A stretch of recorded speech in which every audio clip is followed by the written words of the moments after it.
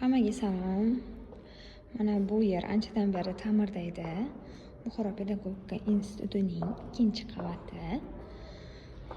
Bu burchak menimcha jadidlarga bag'ishlangan.